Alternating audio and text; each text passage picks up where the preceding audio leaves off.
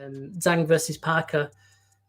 This one had a lot of people split beforehand, I think. I think we were split ourselves, actually, with our predictions. Joseph Parker ended up coming through it. I believe he was down once or twice along the way, but he managed to outpoint Zhang on a majority decision. Alex, we'll start with you on this one. You're a Parker fan. You called it. You edged him to win, and he came through. And he might possibly be the in-form heavyweight at the moment, you could say, in his last couple of performances. Go, give us your thoughts. Yeah, just people forget, Parker's only, 32, 33 years old. He's been basically at the top, fighting at the top level, or fighting, near the top for the last 10 years. I think he was a champion around 23, 24 years old. Yeah, man, I'm so happy that, he got to show that, you can get knocked down, not just once, but twice, and still want to fight. A lot of times when you're discussing boxing with people that are even watching the sport on a consistent basis, they make such an emphasis on power. It was obvious. Big bang, jank, and punch. How do we know? Well, look at this fight. I mean, he dropped Parker down twice.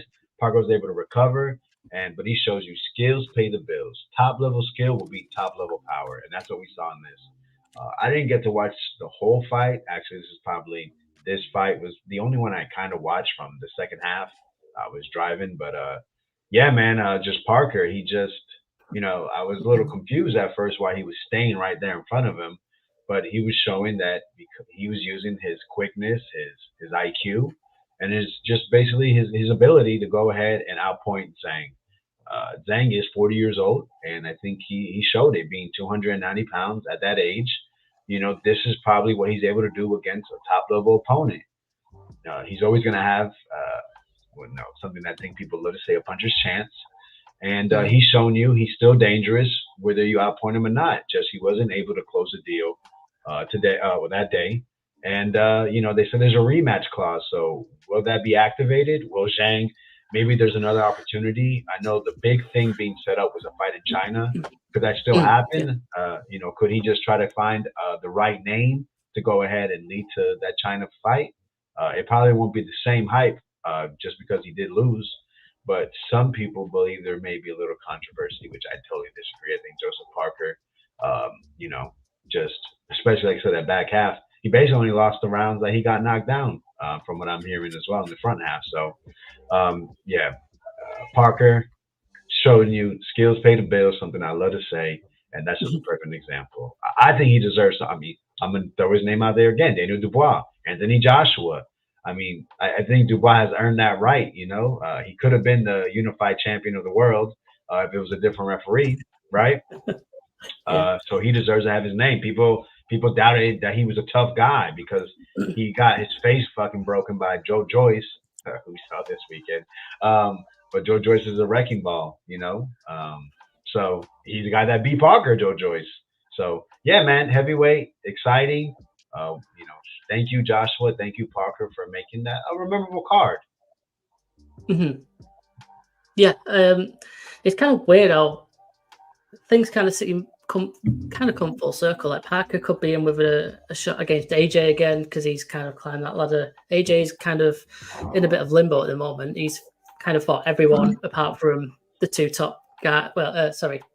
Fury, and he's kind of waiting on Fury really. Obviously, he'd like another crack at Usyk probably, but we've seen that twice. I think AJ's in a bit of a no man's land at the moment. And Josh, did you actually catch any of that, either live or replay, the Zhang Parker match? Give us your thoughts on that one before we move on. Oh yeah, I was able to catch the entire card. Now, like Alex, I was driving, it just so happens, during the Parker Zhang fight, but I think that going into it, I, like probably many, have taken that Parker stoppage loss to Joe Joyce as anytime he's in there with someone who could punch, hey, he might get stopped or whatever for some reason. But I think Parker has firmly stamped his name amongst the top heavyweights of this era of heavyweights, and he must and will continue to be mentioned amongst them. and you can see the growth, as Alex mentioned there, his age. You would think that he's been around, or you would think that he's older, given that he's been around for seemingly such a long period, but he's still ready to go. Seems to be in his prime, and he's one of those guys who I think is going to be a tough outing for any heavyweight. And he showed that regardless of the situation, he's game to fight.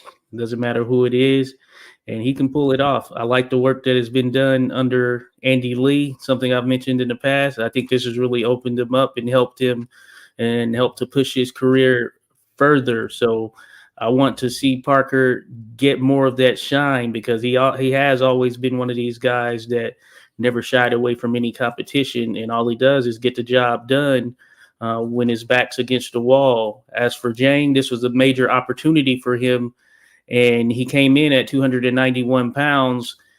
He looked to be in shape, but I'm guessing that 291 wasn't quite what it seemed on the surface, and I think that kind of was a major blow as far as Jang, because he wasn't able to do a ton in the contest and put forth a lethargic performance from an offensive output standpoint, despite getting the 2 knockdowns he had against Parker. And from all of the discussions and readings I've seen online and here in person, many felt that Jang just did not do enough in this contest to come away with the victory. So despite there seemingly being some controversy, there seemingly wasn't much, to be honest, because of the fact that Parker just outworked him and showed grit when getting up from those knockdowns. So I like to see both of them back out here. I do want to see a major fight in China. I think that could be something huge and new and an experience to be a part of.